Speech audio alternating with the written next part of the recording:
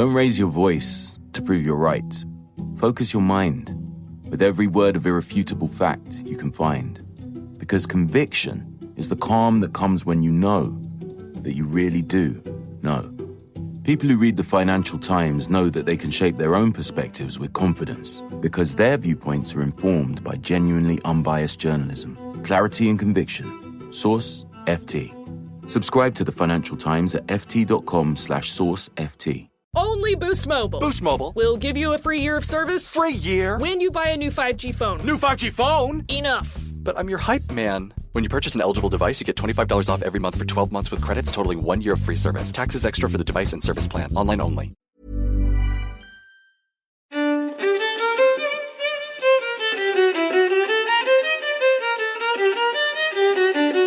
Welcome to LitReading. I'm Don McDonald. Life has a nasty habit of throwing us curves that can either cause us long-term misery or force us to make the best of a bad situation, as illustrated in this very short tale, A Country Cottage by Anton Chekhov. Two young people who had not long been married were walking up and down the platform of a little country station. His arm was round her waist, her head was almost on his shoulder, and both were happy. The moon peeped up from the drifting cloudlets and frowned, as it seemed, envying their happiness and regretting her tedious and utterly superfluous virginity. The still air was heavy with the fragrance of lilac and wild cherry. Somewhere in the distance beyond the line, a corncrake was calling. "How beautiful it is, Sasha! How beautiful!" murmured the young wife. "It all seems like a dream. See? How sweet and inviting that little copse looks. How nice those solid, silent telegraph posts are. They add a special note to the landscape, suggesting humanity, civilization in the distance. Don't you think it's lovely when the wind brings the rushing sound of a train?" "Yes, but what hot little hands you've got." "That's because you're excited, Varya. What have you got for our supper tonight?" "Chicken and salad." "It's a chicken just big enough for two. Then there is the salmon and sardines that were sent from town." The moon, as though she had taken a pinch of snuff, hid her face behind a cloud. Human happiness reminded her of her own loneliness, of her solitary couch beyond the hills and dales. "The train is coming," said Varya. "How jolly!" 3 eyes of fire could be seen in the distance. The station master came out on the platform. Signal lights flashed here and there on the line. "Let's see the train in and go home," said Sasha, yawning. "What a splendid time we are having together, Varya. It is so splendid one can hardly believe it's true." The dark monster crept noiselessly along the platform and came to a standstill. They caught glimpses of sleepy faces, of hats and shoulders at the dimly lighted windows. "Look! Look!" they heard from one of the carriages. "Varya and Sasha have come to meet us! There they are! Varya! Varya, look!" 2 little girls skipped out of the train and hung on to Varya's neck. They were followed by a stout, middle-aged lady and a tall, lanky gentleman with gray whiskers. Behind them came 2 schoolboys laden with bags, and after the schoolboys, the governess. After the governess, the grandmother. Here we are, dear boy," began the whiskered gentleman, squeezing Sasha's hand. "Sick of waiting for us, I expect. You have been bitching into your old uncle for not coming down all this time, I dare say. Kolya, Kostya, Nina, Fifa, children, kiss your cousin Sasha.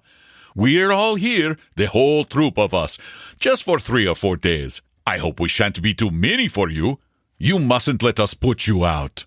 At the sight of their uncle and his family, the young couple were horror-stricken. While his uncle talked and kissed them, Sasha had a vision of their little cottage. He and Varya giving up their 3 little rooms, all the pillows and bedding to their guests, the salmon, the sardines, the chicken, all devoured in a single instant. The cousins plucking the flowers in their little garden, spilling the ink, filling the cottage with noise and confusion. His aunt talking continually about her ailments, and her papa's having been Baron von Fintich. "It's you they've come to see. Damn them! No, it's you, answered Varya, pale with anger. They're your relations. They're not mine. And turning to her visitors, she said with a smile of welcome, Welcome to the cottage. The moon came out again. She seemed to smile as though she were glad she had no relations. Sasha, turning his head away to hide his angry, despairing face, struggled to give a note of cordial welcome to his voice as he said, It is jolly of you. Welcome to the cottage.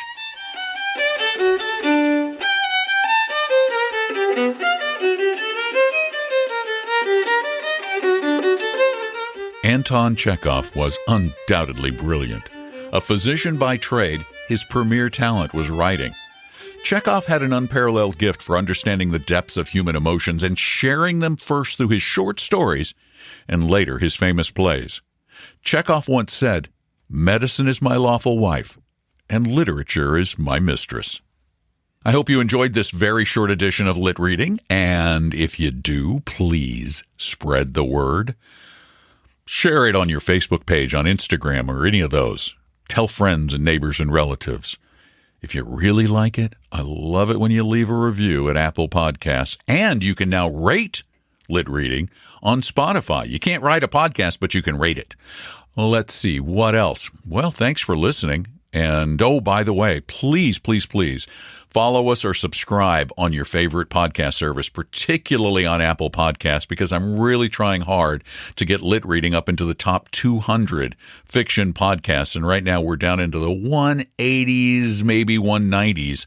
And it really does help when you subscribe, or I guess it's now follow on Apple Podcasts. So do that. Get as many people as you can to do that. And let's move it up the rankings so we can catch up with some of those other shows that are really highly ranked.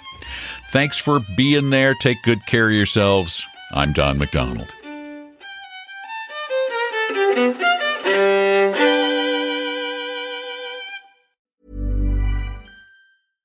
Don't raise your voice to prove you're right. Focus your mind with every word of irrefutable fact you can find. Because conviction is the calm that comes when you know that you really do know. People who read the Financial Times know that they can shape their own perspectives with confidence because their viewpoints are informed by genuinely unbiased journalism. Clarity and conviction. Source, FT. Subscribe to the Financial Times at ft.com/sourceft.